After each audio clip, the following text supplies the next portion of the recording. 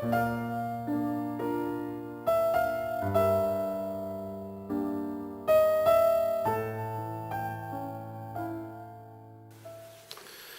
week's parasha is PARASHAT TAZRÍA. At the beginning of the parasha, we're told of a woman giving birth to a male child, and then there's a mitzvah, Uvayom hashmini mol besar orlato. On the 8th day, his foreskin is to be circumcised.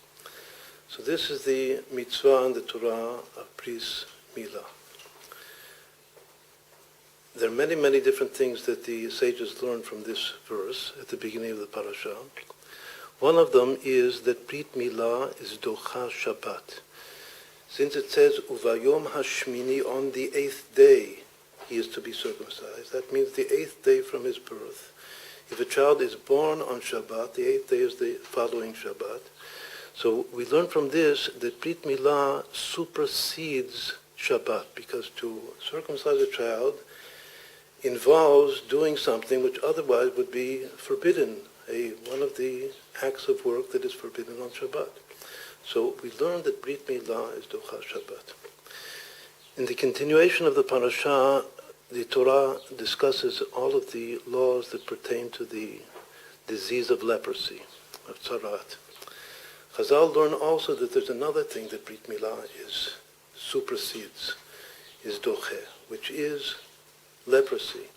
If on that limb of the circumcision of the bris there is a sign of leprosy, then in another context it's totally forbidden to cut off the sign of leprosy. But in order to perform the mitzvah of Brit Milah, not only is it permissible, but we're commanded to cut it away.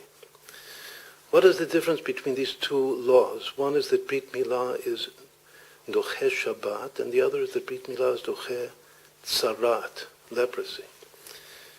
In regard to Shabbat, of course, it's only if this is the 8th day. If it's not exactly the 8th day from the birth, if for some reason it was impossible to perform the circumcision on the 8th day, and now the circumcision is being performed on another day, then it cannot be on Shabbat. Only Brit Milah Bizmana. If it's in its proper time, it's Doche Shabbat, otherwise not. As far as tzarat is concerned, it doesn't matter what time it is. Bein bizmana, bein shelo bizmana, whether it's on the 8th day or whether it's on another day, Brit Milah is always above the forbidden cutting off of a sign of leprosy. What do we learn from this in spirituality, in our souls? Shabbat is the pleasure, the divine pleasure of the Nefesh HaElokit, of the Jewish soul, the divine soul. Disease versus being well has to do with the power of will, which is the origin of the blood in the body and the blood of the soul. The blood relates intrinsically to the soul. Adam hu hanefesh. The blood is even equated to the soul. And the power of the blood to flow, and for a person, for the body to be well, and for the soul also to function properly, to be well, that is the origin of that is in the will. It's also a super-rational power of the soul. Just like pleasure is super-rational, so is will. To cut off a sign of leprosy that otherwise would be forbidden means that there's something about Brit Milah that it cuts off disease. Meaning that if a person throughout all of his life, he guards his covenant. What is Brit Milah? It's the covenant in the flesh that we have with HaKadosh Baruch, with God. That guarding of the covenant, that is a way to prevent or to cut off disease, which means to correct one's power of will. The fact that Brit Milah is above and supersedes even Shabbat, meaning that it derives ultimately from a power in the soul which is above pleasure. What is the only power in the soul that is above the divine pleasure? It's simple, pure faith, which motivates one to be ready always to give up his life for Hashem. It's called Mesirut Nefesh, self-sacrifice. So the fact that Brit Milah represents, on the 8th day when a child is circumcised, something is implanted deep in his unconscious of his soul, that he is a Jew, and he is ready always to sacrifice himself for Hashem. That is above even Shabbat. There's another thing which pushes away Shabbat, which supersedes Shabbat. It's pikuach nefesh. If I have to save a life of a person in danger, I can also disregard all of the forbidden activities on Shabbat and do everything necessary in order to save a life. That's pikuach nefesh.